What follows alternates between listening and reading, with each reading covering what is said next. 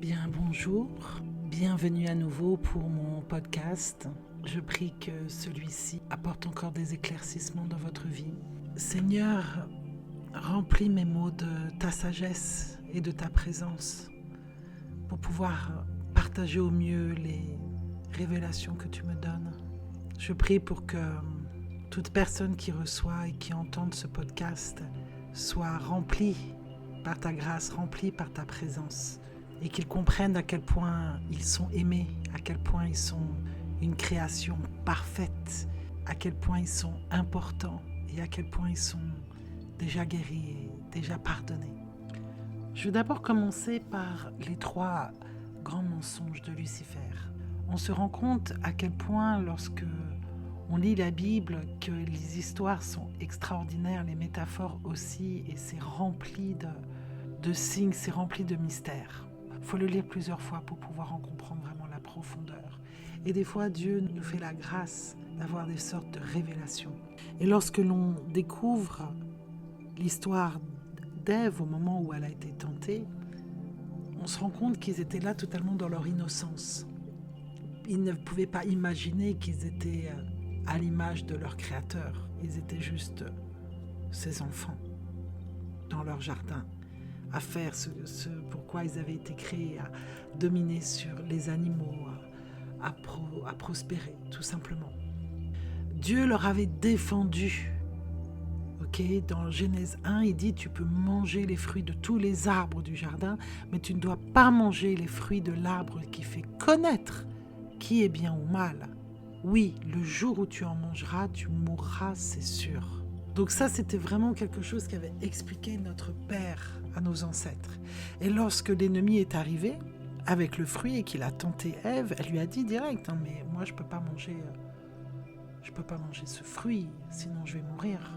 Papa me l'a dit. » Et là, Satan lui dit « Mais sûrement, tu ne vas pas mourir, ton père t'aime. Pourquoi est-ce qu'il t'aurait créé pour te tuer? Tu sais bien que ton père est bon, tu ne vas pas mourir. » Mais c'est le grand premier mensonge en fait. Lucifer savait pertinemment qu'en goûtant à ce fruit, l'esprit pur de Dieu serait enlevé, serait parti. Et dès lors, la création qui était faite à l'image du Seigneur, corps, âme et esprit, ayant perdu son esprit, deviendrait les 2/3 de l'unité. Ce fameux 0,666. Le premier mensonge fut ça, c'est de dire le contraire de Dieu, parce que Lucifer aime dire le contraire de Dieu. Et il lui a dit de toute façon dans son deuxième mensonge, « Mais non, il ne veut pas que tu meurs. Il a juste peur que si tu manges, tu seras comme lui. » Mais ils étaient déjà comme lui. Souvenez-vous, dans Genèse 1, verset 27, il est dit « Dieu créa l'homme, avec un grand H, à son image. Il le créa à l'image de Dieu. Il créa l'homme et la femme. » Adam et Ève étaient à l'image de Dieu. Adam et Ève ressemblaient déjà à Dieu. Mais ils ne le savaient pas. Malheureusement, c'est seulement si tu enlèves les rayons au soleil que celui-ci réalise qu'il brille et qu'il apporte chaleur et réconfort. Mais sans ça, ils ne le savaient pas, en fait. Donc il a utilisé contre eux leur innocence, il a utilisé contre eux leur humilité, il a utilisé contre eux le fait qu'ils étaient déjà comme le Créateur. Et en apportant le doute, parce que le malin, c'est l'esprit de doute, c'est l'esprit du mensonge, c'est l'esprit de la duperie, c'est l'esprit des choses confondues, des erreurs, de la manipulation. Donc premièrement, il lui a fait croire qu'elle ne perdrait pas l'esprit, donc qu'elle ne mourrait pas, parce qu'on meurt par la chair en fait. Lorsque l'on vient, déjà ce qui se passe, c'est que lorsque l'on perd l'esprit, on perd la vie éternelle. Donc on a la mort à la fin. Notre vie n'est plus éternelle. C'est seulement avec l'esprit en nous que notre vie devient éternelle. Et lorsque tu meurs de la chair pour renaître dans l'esprit, tu es enlevé du péché. Je parlerai de ça dans une deuxième partie de ce podcast. Mais la mort ici est une mort spirituelle, c'est pas une mort physique, c'est une mort spirituelle dont parlait notre Père. Il n'avait pas besoin de ça, de connaître ça, d'en savoir plus. C'est le malin qui est venu les confondre. Et c'est ça qui a fait que le deuxième mensonge est arrivé, parce qu'il lui a dit, mais on est déjà comme lui. Parce que s'ils savaient à la base qu'ils étaient déjà comme Dieu, ils auraient compris qu'ils étaient éternels et qu'ils n'avaient pas besoin de manger quoi que ce soit ou de connaître quoi que ce soit, vu qu'ils étaient à l'image de Dieu. Et ça vient en corrélation avec ce troisième mensonge qui dit, il sait que lorsque tu mangeras le fruit, tu connaîtras la connaissance du bien et du mal. Souviens-toi, il t'a dit, tu ne peux pas manger le fruit qui te fera connaître ce qui est bien ou ce qui est mal. Et si tu veux savoir, si tu veux être comme Dieu, tu dois connaître le bien et le mal. Mais Dieu, ce n'est pas le bien et le mal. Il est la lumière sans obscurité. Dans 1 Jean 1, chapitre 5, verset 6, il dit « Voici le message que nous avons entendu de la bouche de Jésus-Christ, et nous vous l'annonçons. Dieu est la lumière. En lui, il n'y a pas de nuit. Nous disons peut-être nous sommes unis à Dieu, mais si en même temps nous marchons dans la nuit, nous mentons et nous ne faisons pas sa volonté. » Donc de connaître le bien et le mal, de vivre dans nos parts d'ombre, de vivre dans l'obscurité, ce n'est pas servir Dieu. Ce n'est pas être à son image. On peut discerner le bien du mal, mais on a le choix de rester dans la lumière ou de toucher à l'obscurité. Et il est faux de penser qu'il faut que nous connaissions nos parts d'ombre pour pouvoir manifester plus de lumière. Non, notre Père est la lumière sans obscurité. Notre Père nous a créés comme lui. Lumière sans obscurité. Quand nous sommes en Christ, quand nous sommes incristés, quand nous avons notre jeu en Christ, nous ne péchons plus. C'est pour ça qu'on est appelés saints dès lors du baptême, parce que nous sommes morts de notre ancienne vie, nous sommes morts des péchés. Nous ne sommes plus pécheurs. On peut pécher, mais nous ne sommes plus pécheurs. Le pécheur est celui qui vit totalement dans l'obscurité, qui n'est même pas conscient qu'il est l'enfant de la lumière. Donc on peut voir quand même comment dès le départ, l'ennemi s'est joué de nous en nous faisant croire dès le départ des choses fausses. C'est d'avoir cru au mensonge qui nous a fait chuter et qui nous a fait rentrer dans l'orgueil avec cette connaissance du bien et du mal. Parce que plus tard, on commence à l'apprendre. Je me guéris, je crée ma réalité.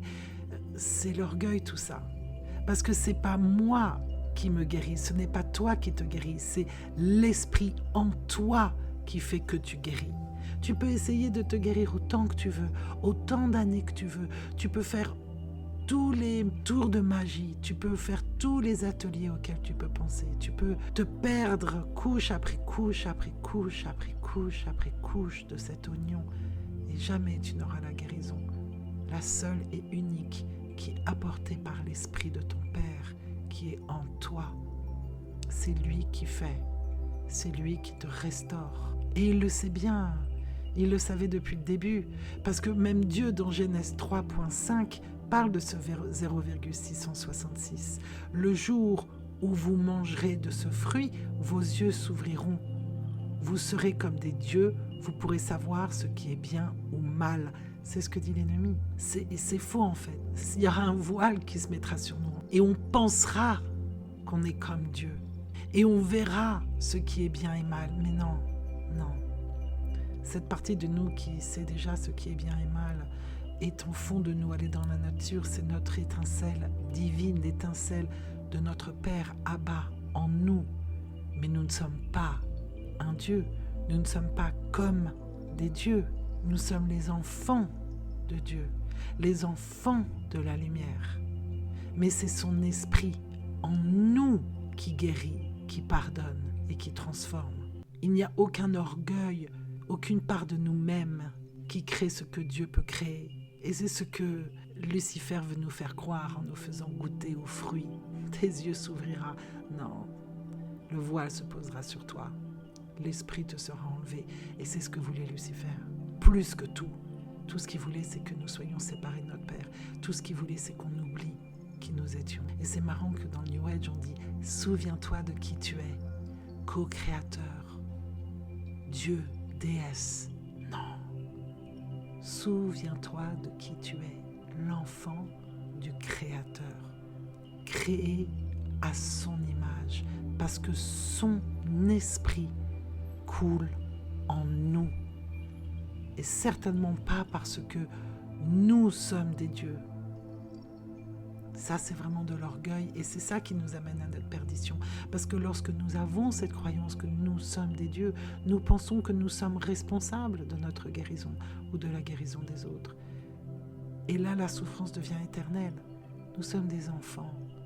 Nous avons besoin d'être pris en charge et d'avoir notre Père qui prend soin de nous, qui enlève de nous toutes nos souffrances et tous nos poids et toutes nos démesures et qui nous restaure pour devenir la lumière sans obscurité. Et c'est pour ça qu'il nous a envoyé Jésus. Il y a eu un moment, il y a eu trop d'obscurité sur terre. Même les lois ont été créées, ça s'est fait par étapes. Les lois ont été créées pour que les humains se rendent compte qu'ils étaient dans le péché. Sans les lois, ils ne savaient pas qu'ils péchaient. Et puis ils se sont rendus compte que bien que les lois existaient, ils n'arrivaient pas à obéir à toutes les lois. Donc Jésus est venu pour nous rendre le Saint-Esprit. Et ça, c'est la décision d'Abba, notre papa.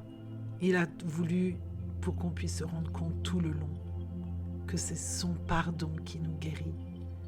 Son amour inconditionnel, son amour agapé guérit. Et que cette guérison, elle est liée au pardon, qui est liée par la foi. Je sais que je suis pardonné. Je sais que tu vas me guérir. J'ai foi en toi. Je sais que tu m'aimes. Cet amour est ce qui guérit. Et tout est pardonné par cet amour. Et c'est le pardon qui nous guérit. Et tout est pardonné parce qu'on a foi, parce qu'on sait qu'on est aimé. On sait qu'on est en sécurité.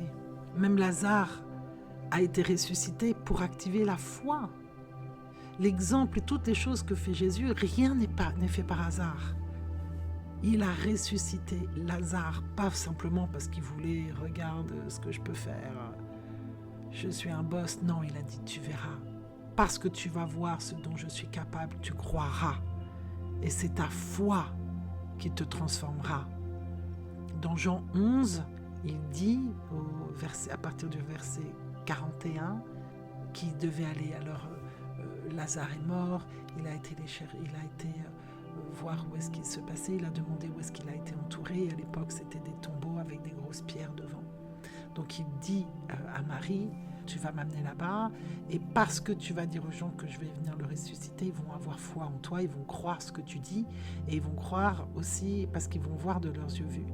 Donc à partir du verset 41, il dit, ainsi ils roulèrent la lourde pierre.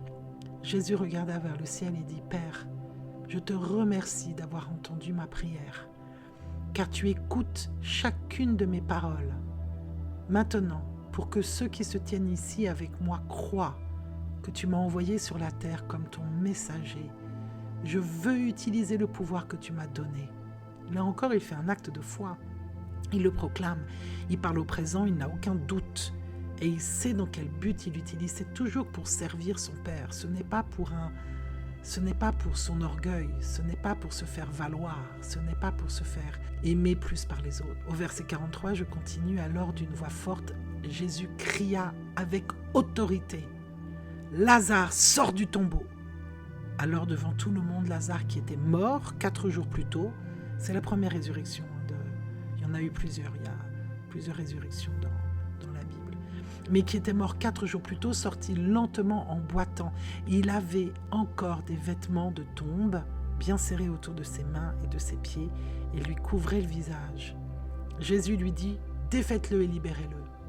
Il avait besoin de faire ça pour que les gens le voient et qu'ils puissent aller par eux-mêmes annoncer la bonne nouvelle. C'était important pour lui que chacun de ses actes soit compris et que l'on commence à comprendre comment est-ce que l'on fonctionne lorsque l'on travaille à l'unisson avec notre Père.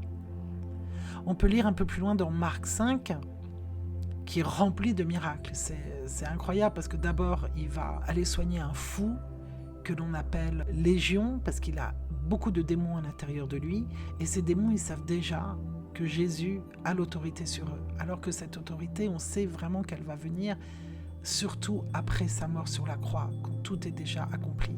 Il est mort pur et il va avoir l'autorité sur tous les démons. Il nous a rachetés, il a tout racheté. Il a payé toutes nos dettes. Il a déjà tué tous les pires démons qui pouvaient arriver sur terre. C'est pour ça que son nom fait trembler. C'est pour ça que le diable sait qu'il a déjà perdu et qu'il nous ment comme il nous a menti depuis le début, à nous faire croire qu'on est encore là, esclaves de lui, alors que nous sommes, de par l'autorité de Jésus-Christ, sauvés éternellement, à partir du moment où on le reconnaît. Donc Jésus sait qu'il a l'autorité sur ces démons, et les démons viennent et lui disent surtout les chasse pas, mais il va quand même le faire, parce qu'il veut préparer l'état d'esprit des gens. Donc cette petite partie dans Marc 5 au verset 6 dit « Lorsqu'il, le fou, aperçut Jésus de loin, il courut vers lui et se jeta à terre devant lui, s'écriant à tue-tête « Laisse-moi tranquille, Jésus, fils de Dieu très haut, jure au nom de Dieu que tu ne me tortureras pas. » Parce que car Jésus il avait dit « Sors de cet homme, esprit démoniaque. » Mais Jésus lui dit « Quel est ton nom ?» « Légion, répondit-il, on m'appelle Légion parce que nous sommes des milliers dans son corps. » Donc ce n'est pas le fou qui parle, c'est le démon qui parle. Et ça, c'est quelque chose qu'il faut vraiment comprendre. Parce que lorsque les gens sont possédés, même s'ils ne le savent pas, lorsqu'ils sont possédés par le démon de la rage, ou le démon d'orgueil, ou le démon de l'abandon, de la peur, de la dépression, ce n'est pas eux qui parlent, c'est les démons en eux. Ce n'est pas vous qui parlez, c'est les démons en vous. Lorsque tu as l'esprit de Dieu, tu ne vis pas dans la souffrance. C'est son esprit, son amour n'est que bonté. Son esprit remplit bonté, générosité, service. Si tu as quelqu'un dans ta vie qui te dit aimer Dieu mais qu'il ne t'aime pas, il n'a pas Dieu en lui. C'est juste pas possible. Il a un démon qui se fait passer peut-être pour Dieu, mais ce n'est pas Dieu.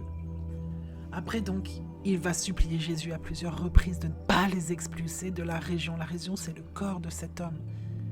Et il y avait près de là un grand troupeau de porcs qui paissaient sur la colline. Et les démons supplièrent « Fais-nous entrer dans les porcs, laisse-nous entrer en eux. Si tu nous fais partir de ce corps-là, mets-nous dans un autre corps, ne nous laisse pas périr, ne nous laisse pas brûler dans l'éternité à errer sans rien. » Il va leur donner la permission, Jésus. Et la horde de démons sortit immédiatement de l'homme et entra dans les porcs. Le troupeau se mit alors à dévaler follement la pente raide et tomba dans le lac, noyant environ 2000 porcs. Et c'est à ce moment-là que les bergers coururent vers les villages voisins, racontant à tout le monde en chemin ce qui s'était passé. Et ils sont revenus et ils virent l'homme démoniaque assis là, correctement vêtu et dans son bon sens. Voyant ce qui était arrivé à l'homme possédé par de nombreux démons, les gens eurent peur. Ceux qui avaient été témoins de ce miracle rapportèrent la nouvelle au peuple. Donc comme quoi, tout ce que fait Jésus, c'est pour vraiment apprendre aux gens. Regarde ma puissance, regarde mon autorité, regarde de quoi je suis capable. Parce qu'il faut savoir qu'à l'époque, les gens, ils travaillaient avec des esprits. Mais ils n'avaient jamais vu quelque chose comme ça, en fait. Ils ne savaient même pas qu'ils avaient la domination sur tous les esprits. Ils n'avaient pas l'esprit de Dieu en eux. Seul Jésus pouvait faire ça. Donc il est venu nous montrer de quoi il était capable lorsqu'il laissait à bas la source de notre Créateur, de notre Père couler en lui. Et plus loin, dans le même verset de verset 5, alors qu'il va au chevet d'une petite fille qui est en train de mourir, il prend son temps. Il prend son temps parce qu'il sait ce qui se passe. Il arrive dans une foule. Et là, il sait, il n'a même pas senti, il sait, son esprit lui dit que quelqu'un a touché sa robe. Cette femme, elle a touché sa robe et en fait, c'est sa foi qui l'a guérie. Sa foi, elle savait que l'amour de cet homme la guérirait complètement. Elle avait un problème de sang, elle avait des pertes de sang depuis des mois et des mois qui ne s'arrêtaient pas, elle était anémique, elle allait vraiment très mal, elle avait cherché beaucoup de solutions, il n'y avait rien. Et Jésus est passé dans la foule et elle a osé du bout des doigts toucher, mais elle l'a touché en sachant qu'elle serait guérie. Donc à Marc 5 encore, au verset 25, au sein de la foule ce jour-là se trouvait une femme qui souffrait horriblement de saignements continus depuis 12 ans. Elle avait beaucoup souffert sous les soins de divers médecins et pourtant, bien qu'elle dépensât tout ce qu'elle avait pour leur traitement, son état empirait au lieu de s'améliorer. Quand elle a entendu parler du pouvoir de guérison de Jésus, elle a traversé la foule, s'est approchée de lui par derrière pour toucher son châle de prière, car elle ne cessait de se dire « Si je pouvais toucher ne serait-ce que ses vêtements, je sais que je serais guérie. » Et dès que sa main l'a touché, son hémorragie s'est immédiatement arrêtée. Elle le savait, car elle pouvait sentir son corps être instantanément guéri de sa maladie. Elle savait qu'elle allait le toucher. Elle savait qu'elle pouvait le faire. Elle savait qu'il le guérirait. C'est donc sa foi qui l'avait guéri. Elle a osé croire. Et là, lui, Jésus, il a demandé qui m'a touché. À l'époque, il faut comprendre qu'à l'époque, on ne pouvait pas toucher les rabbins comme ça. Ce n'était pas possible. On pouvait être tué à cause de ça. Donc lorsqu'il demande dans la foule qui m'a touché, personne ne parle. Tout le monde est inquiet. Et cette femme ose dire c'est moi qui t'a touché. Et elle est tremblante de peur. Elle se jette à ses pieds. C'est moi qui t'a touché. Et elle lui raconte tout ce qui vient de se passer. Et au verset 34, Jésus dit, ma fille, parce que tu as osé croire, ta foi t'a guéri. Va avec la paix dans ton cœur et sois libérée de ta souffrance. Donc déjà, là, il y a plusieurs choses qu'il dit. Premièrement, il montre aux gens qu'il lui a pardonné parce qu'elle l'a touché sans son autorisation et que son amour est plus grand. Donc elle est pardonnée. Il montre que c'est sa foi qui l'a guérie et que maintenant elle peut aller dans la paix dans son cœur parce qu'elle a été totalement libérée par son amour et qu'il n'y aura plus de souffrance. Tout ça devant les yeux de tout le monde. Est-ce que vous comprenez pourquoi tout arrive pour une raison ? Tout ce qu'il autorise. Et tout est toujours lié. On peut retrouver les mêmes choses à chaque fois. Le pardon est là, lié à la guérison, connecté à la foi, à notre foi. Et on est libéré de la loi par cette foi. On est libéré de la loi, de ces commandements, de ces 631 commandements que l'on devait faire et exécuter lorsque l'on vient en Dieu et lorsqu'il nous donne sa grâce. Et c'est là que c'est la nouvelle mort.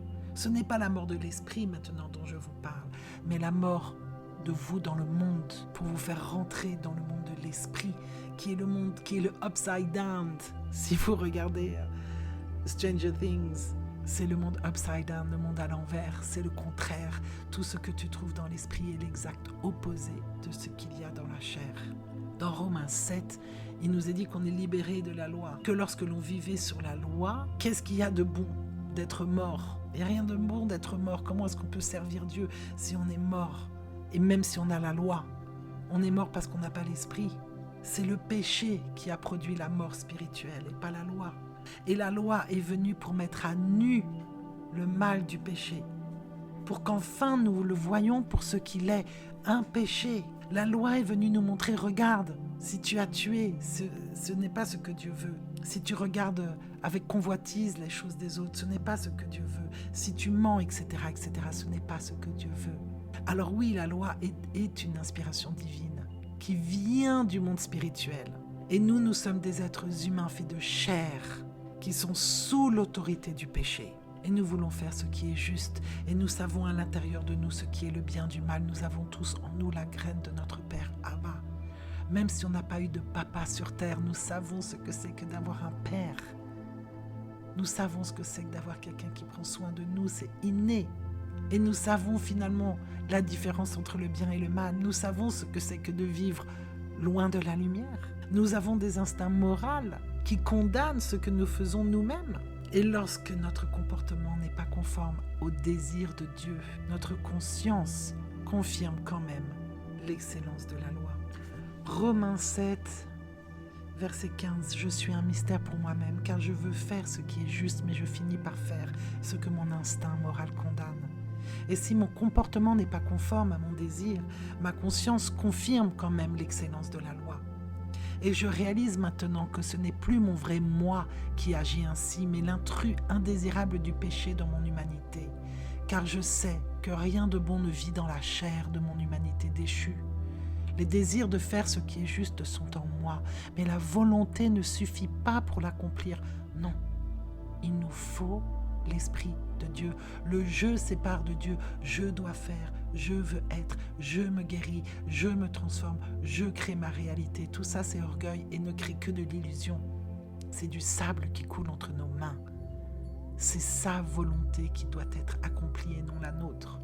Verset 19, mes nobles désirs de faire ce qui est bien sont anéantis lorsque je fais les choses que je veux éviter. Donc si mon comportement contredit mes désirs de faire le bien, je dois en conclure que ce n'est pas ma véritable identité qui le fait, mais l'intrus indésirable du péché qui m'empêche d'être qui je suis vraiment. L'enfant de Dieu, l'enfant de la lumière, qui n'est pas qui n'est ni de loin ni de près marié avec l'obscurité. Verset 21, à travers mon expérience de ce principe, je découvre que même lorsque je veux faire le bien, le mal est prêt à me saboter. En vérité, au plus profond de ma véritable identité, j'aime faire ce qui plaît à Dieu. Mais je discerne une autre puissance, opérant dans mon humanité, dans ma chair, menant une guerre contre les principes moraux de ma conscience et m'amenant à être prisonnier de la loi du péché. Cet intrus opportun dans mon humanité. Quelle situation angoissante! Qui donc a le pouvoir de sauver cet homme misérable de l'intrus opportun du péché et de la mort? Je rends toute ma gratitude à Dieu, car sa puissance a finalement trouvé une issue dans notre Seigneur Jésus, loin. Ainsi, si elle est laissée à elle-même, la chair est alignée sur la loi du péché. Mais maintenant, mon esprit renouvelé est fixé sur les principes justes de Dieu et leur est soumis. C'est parce que l'esprit de notre Seigneur rentre en nous que nous ne nous alignons plus au péché. Cela ne veut pas dire que plus rien n'arrive. L'esprit va venir nous apporter le don de la maîtrise de soi, mais c'est lui qui va faire ça en nous. Comprenez que sans l'Esprit de Dieu, nous sommes vides et que nous sommes remplis d'autres esprits. L'esprit qui lutte à l'intérieur de nous, c'est un esprit. C'est un esprit, c'est une personne, c'est une entité. Mais ce n'est pas l'Esprit de Dieu. Seul l'Esprit de Dieu sait ce que Dieu veut. Seul l'Esprit de Dieu sait ce qu'est la lumière sans l'obscurité. Seul l'Esprit de Dieu sait ce qu'est l'amour. Le jeu sans Christ nous sépare de lui. Le jeu en Christ, le jeu incristé, guérit. Il est abondance, il est libéré. Quand son esprit est avec nous, incristé, quand nous sommes incristés, nous sommes guéris. Vous avez constaté que les gens demandent souvent qu'on prie pour leur guérison, mais ils ne demandent pas à prier pour que je sois pardonné. Aide-moi pour que je sois encore plus proche de Dieu. Aide-moi pour que je lui ressemble plus, alors que c'est la base de toutes nos libérations. De prier pour savoir où on a péché dans notre effort, à savoir maintenant que lorsque nous sommes baptisés, nous ne sommes plus pécheurs. Nous n'avons plus besoin de retourner en arrière. Là, c'est la mort de la chair et nous renaissons dans l'esprit. Le passé est passé. Plus besoin de s'en inquiéter. Prions pour que Dieu nous accorde encore plus d'être comme lui, parce que son esprit coule en nous, qui nous glorifie, qui nous grandit. C'est notre foi qui nous a déjà pardonné, qui nous libère et crée la guérison. Très souvent, les maladies sont là parce qu'on ne s'est pas repenti. On n'a pas rendu notre pouvoir à Dieu. On n'a pas donné à Dieu ce qui nous pesait. Dans Romains 8, il nous est décrit comment nous sommes nouveaux dans l'esprit. Comment est-ce qu'on peut vivre par la puissance du Saint-Esprit. Là, je vais juste le lire parce que c'est juste extraordinaire. Au verset 1, il est dit, Romains 8, « Ainsi maintenant l'affaire est close. Il ne reste aucune voix accusatrice de condamnation contre ceux qui sont unis dans l'union de vie avec Jésus loin, car la loi de l'esprit de vie qui circule par l'onction de Jésus nous a libérés de la loi du péché et de la mort. Car Dieu a accompli ce que la loi était incapable d'accomplir, parce que la loi était limitée par la faiblesse de la nature humaine. Pourtant, Dieu nous a envoyé son Fils sous forme humaine pour s'identifier à la faiblesse humaine. Revêtu d'humanité, le Fils de Dieu a donné son corps pour être le sacrifice du péché, afin que Dieu puisse une fois pour toutes condamner la culpabilité et la puissance du péché. Ainsi maintenant, toute exigence de la justice, de la loi peut être accomplie par l'un qui vit sa vie en nous. Et nous sommes libres de vivre non pas selon notre chair, mais par la puissance dynamique du Saint-Esprit. Nous sommes redevenus comme nous avions été créés à l'origine. Amen. Ceux qui sont motivés par la chair ne poursuivent que ce qui leur profite, mais ceux qui vivent par les impulsions de l'Esprit Saint sont motivés à poursuivre les réalités spirituelles. Car le sang, c'est la raison de la chair, c'est la mort. Mais l'esprit contrôlé par l'esprit trouve la vie et la paix. En fait, l'état d'esprit centré sur la chair combat le plan de Dieu et refuse de se soumettre à sa direction, car il ne le peut pas. Vu qu'il n'a pas l'Esprit de Dieu en lui. On a envie d'être soumis lorsqu'on a l'Esprit de Dieu en lui parce qu'il veut le meilleur pour nous. Sa force est si puissante, elle nous dirige, elle nous élève. Verset 8. Parce que, quels que soient leurs efforts, Dieu ne trouve aucun plaisir à ceux qui sont contrôlés par la chair. Mais lorsque l'Esprit du Christ donne du pouvoir à votre vie, vous n'êtes pas dominé par la chair, mais par l'Esprit. Et si vous n'êtes pas unis à l'Esprit de loin, vous n'êtes pas de lui. Désormais, le Christ vit sa vie en vous. Et même si votre corps est mort à cause des effets du péché, son esprit vivifiant vous donne la vie parce que vous êtes pleinement accepté par Dieu, pleinement pardonné par Dieu, pleinement guéri par Dieu. Oui, Dieu a ressuscité Jésus à la vie et puisque l'esprit de résurrection de Dieu vit en vous, il ressuscitera également votre corps mourant à la vie par le même esprit qui vous insuffle la vie. Ainsi, mes bien-aimés, la chair n'a plus aucun droit sur nous et nous n'avons plus aucune obligation de vivre en lui obéissant. Car lorsque vous vivez sous le contrôle de la chair, vous êtes sûr d'être sur le point de mourir. Mais si la vie de l'esprit met à mort les voies corrompues de la chair, alors nous goûtons alors à sa vie abondante. Il n'y a pas besoin d'en dire plus, c'est tellement... Est-ce que vous sentez la force et la puissance du Verbe? Est-ce que vous sentez comment vous êtes libéré lorsque vous comprenez le cadeau que notre Père nous fait? Et je continue par ce qu'il en résulte. Nous sommes les fils et les filles de Dieu qui sont destinés à la gloire parce que nous sommes ses enfants. Les enfants de Dieu arrivés à maturité sont ceux qui sont mus par les impulsions du Saint-Esprit.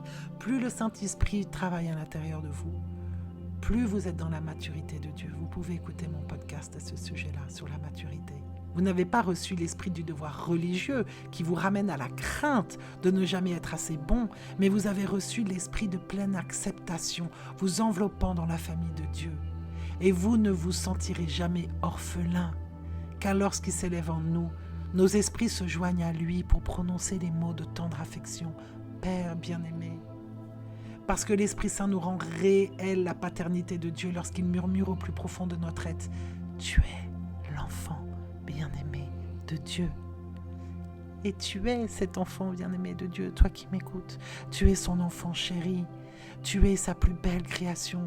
Il a pensé à toi avant même ta naissance. Il veut prendre soin de toi. Il veut couler en toi. Il veut prendre les rênes de ta vie. Il veut t'amener là où il sait que tu dois aller, là où tu seras le plus heureux, dans le jardin d'Éden qu'il a créé à l'origine pour toi et pour toute ta descendance. Et puisque nous sommes ses vrais enfants, nous sommes qualifiés pour partager tous ces trésors, car en effet, nous sommes les héritiers de Dieu lui-même. Et puisque nous sommes unis au Christ, nous héritons aussi de tout ce qu'il est et de tout ce qu'il a. Nous ferons l'expérience d'être co-glorifiés avec lui, à condition que nous acceptions ses souffrances comme les nôtres. Une destinée glorieuse nous est offerte. Il faut juste simplement se libérer. Il faut juste simplement se sacrifier cet ego, mourir de la chair qui est dominé par les esprits troubleurs, menaçants, malins, manipulateurs, qui n'a fait que créer souffrance jusqu'à ce qu'on se retourne à lui, notre Père. Et je suis convaincue que toute souffrance que nous endurons est moins que rien comparée à l'ampleur de la gloire qui est sur le point d'être dévoilée en nous. L'univers entier se tient sur la pointe des pieds, impatient de voir le dévoilement des glorieux fils et filles de Dieu. Mais ça veut dire que nous devons avoir confiance et nous devons attendre et nous devons savoir que nous avons tout à espérer. Nous avons déjà tout absolument reçu. Nous avons déjà été pardonnés. Nous avons déjà été guéris. C'est notre foi qui nous élève, qui nous font recevoir les faveurs de notre Père qui sonde notre cœur, qui connaît tous nos désirs, qui comprend tous les désirs de son esprit aussi. Et son esprit plaide pour nous. Nous sommes ses saints, nous sommes en parfaite harmonie avec le plan de Dieu et de ce qu'il a choisi pour notre destinée. Donc, quand nous savons ça, nous savons que tout ce qui nous est prédestiné est parfait, que chaque détail de notre vie a été tissé par lui. Et c'est même écrit dans le verset 28, nous sommes donc convaincus que chaque détail de notre vie est continuellement tissé pour le bien, car nous sommes ses enfants appelés à accomplir le dessein qu'il a conçu, car il savait tout de nous avant notre naissance et il nous a destinés dès le début à partager la ressemblance de son Fils. Cela signifie que le Fils est l'aîné d'une vaste famille de frères et sœurs qui deviendront comme lui. Amen. Si Dieu se décide de se tenir avec nous, pourquoi donc il se dressera contre nous? Pourquoi donc voudrait-il notre mort? Pourquoi donc devrions-nous écouter l'ennemi, le serpent, le malin qui nous a fait croire dès le début que nous étions tout sauf comme lui. Je prie sincèrement que le Saint-Esprit descende sur vous, qu'il vienne à votre rencontre et que vous lui ouvriez sa porte, que de votre libre arbitre vous décidez de lui laisser totalement dominer votre existence pour transformer tout ce que vous savez, tout ce que vous connaissez. Que ces mots soient remplis de ces mots, que votre cœur soit rempli de son amour agapé. Et je vais finir par cette petite histoire qui m'est arrivée dernièrement. Je n'arrivais pas à pardonner quelqu'un de ma famille. Avec beaucoup de difficultés, j'attendais que cette personne s'excuse. Et c'était en vain.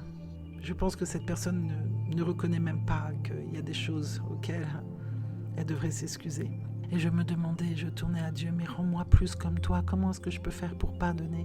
Je sais que je suis guérie parce que tu me pardonnes. J'aimerais tellement guérir cette relation qui est instable dans ma vie. Que me dis-tu de faire? Et Dieu m'a rappelé. Il m'a rappelé le premier jour où il est venu me voir, où il est apparu devant moi dans toute sa magnificence, dans toute sa splendeur, dans toute sa grandeur, dans toute sa majesté. Et il n'était qu'amour. Et il m'a dit, est-ce que je t'ai demandé quoi que ce soit? Est-ce que je t'ai demandé de te repentir? Est-ce que j'ai attendu quoi que ce soit de toi, mon enfant, toutes ces années? Et en vérité, non. La seule et unique raison pour laquelle je m'étais repentie ce jour-là, c'est parce que son amour était tellement immense qu'il a pénétré mon cœur, qu'il m'a fait tomber à genoux et qu'il m'a fait simplement pleurer devant lui et dire pardon, pardon, pardon, pardon, pardon, je me suis trompée. Et j'ai été immédiatement pardonnée et immédiatement libérée. Alors aujourd'hui, je m'empresse d'aimer les gens comme il m'a aimé, car il nous l'a dit.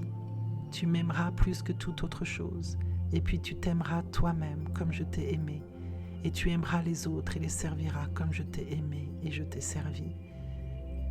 Et ce sont ces 3 points, je pense, qui peuvent transformer toute notre vie. Alors je prie sincèrement que le Saint-Esprit vienne sur vous, mes frères et sœurs, que vous lui donniez votre existence, que vous vous abandonniez à lui, que vous priez chaque jour, que vous demandez à vos frères et sœurs en Christ de vous accompagner dans votre transformation pour laisser le Saint-Esprit vous faire avoir votre nouvelle identité. Mourez à la chair, bien-aimés, et renaissez à l'esprit. Sortez du monde et découvrez l'univers de Dieu, l'univers de l'amour, parce que vous êtes les enfants de la lumière, sans obscurité. Que sa volonté soit faite sur terre et dans votre vie. Amen. À bientôt.